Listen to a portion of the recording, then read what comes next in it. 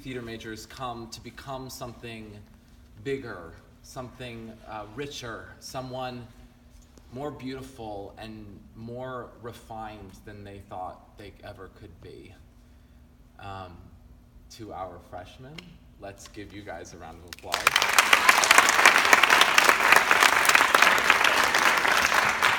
You guys, you made it. You're here. You're doing the thing. You're doing the college thing.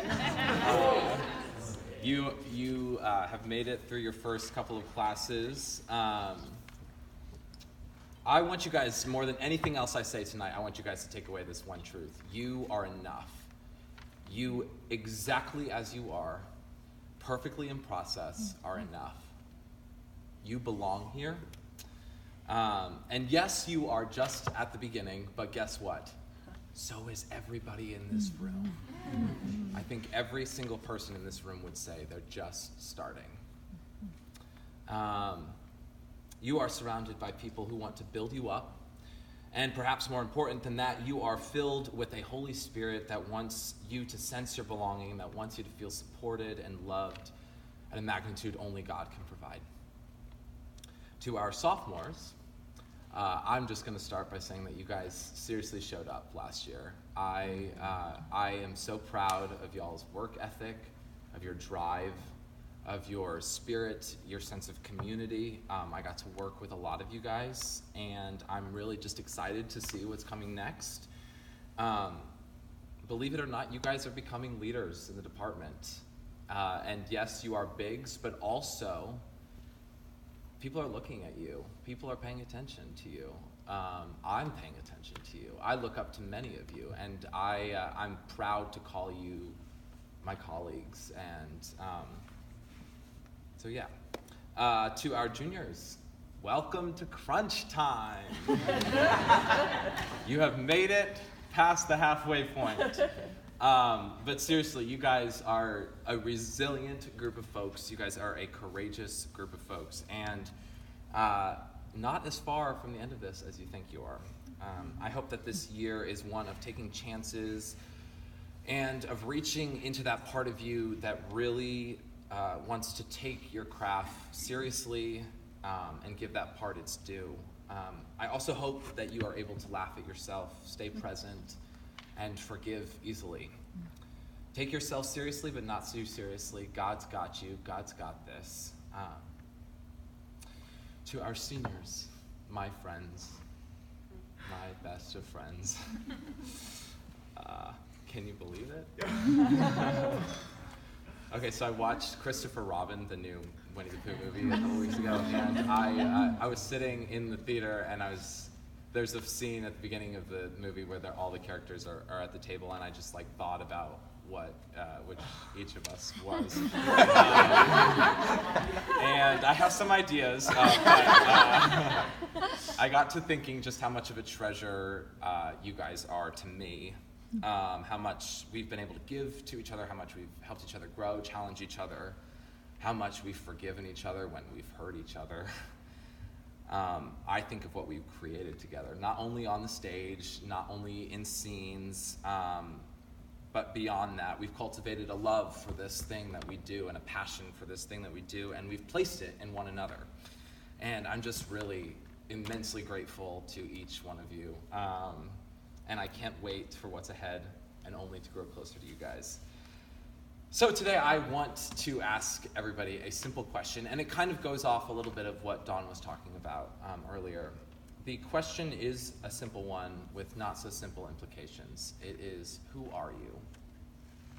So if you're a freshman, you've answered this question many times in the past week in some form. Hi, my name is Andrew Gilliland. I'm a theater major. I'm from Middletown, Connecticut. I am an acting track. I am playing Chick Clark in the Homecoming musical. My parents are Mike and Penny. I'm a third generation ACU student. Yada, yada, yada. But those are not the things that I'm asking for when I ask, who are you? Because that's not really who I am. That's just a bunch of facts about me. And it only scratches the surface at what lies underneath.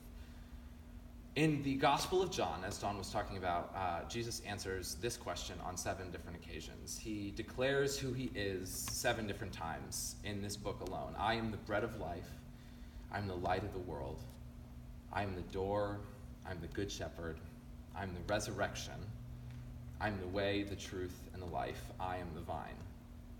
So these two statements provide us with a couple of things. First, it provides us assurance in him, assurance of who he is and how he will act, assurance in his steadfast love and wisdom that he provides us. And he also provides us an example for us to follow. So it was from his identity that his actions and his purpose flowed. In the midst of a chaotic, advice-seeking, easy way out, searching world, Jesus told people who he was. He instilled faith in those around him and empowered those around him to tell the world who they were too, just as he does for us. And not only did Jesus tell us who he was, but God has always pointed people in the direction of identity. And I don't know if any of you guys have read this, but this is Bob Goff's Everybody Always. Just came out this summer, and I want to just read a little snippet from it.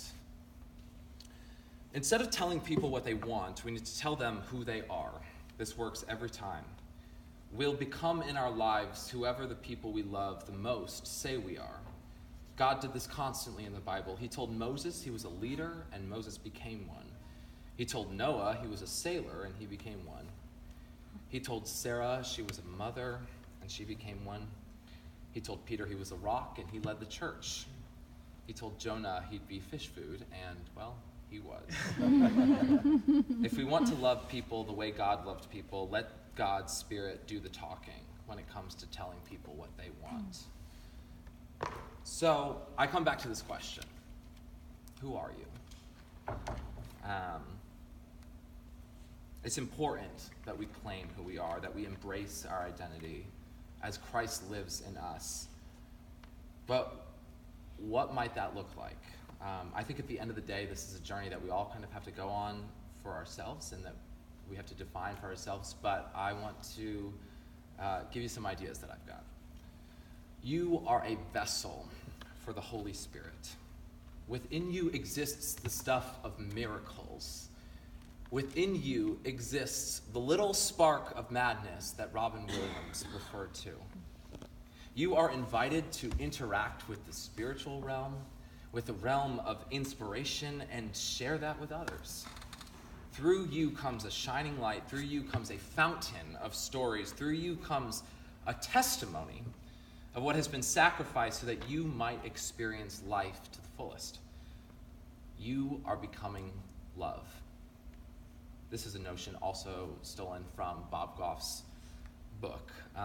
In our pursuit of Christ, as we strengthen our identity through him, as we are strengthened through him, what we find when we look in the mirror is a human who has resiliently chosen to love every day. Because every day you face situations that challenge you, that scare you, that push you away from the people who are right in front of you.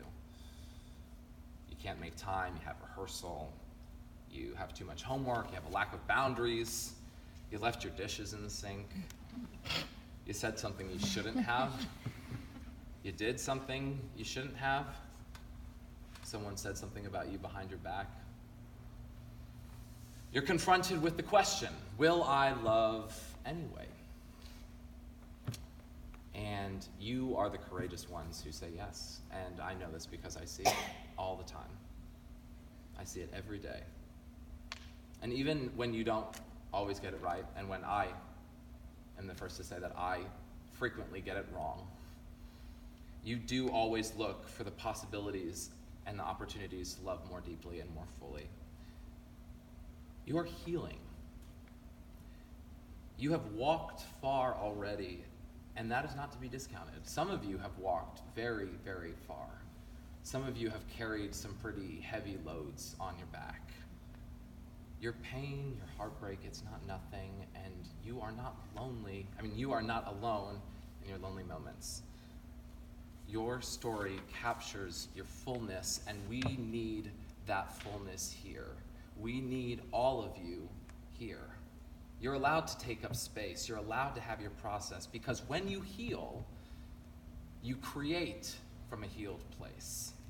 You create relationships from a healed place. You create art from a healed place. You know forgiveness, and you share it.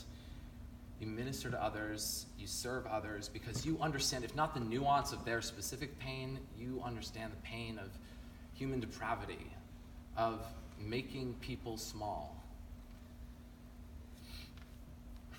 Pain is a part of the human experience, and much more importantly, so is healing, so is reconciliation. And reconciliation is everything that Jesus is about. You are paying attention.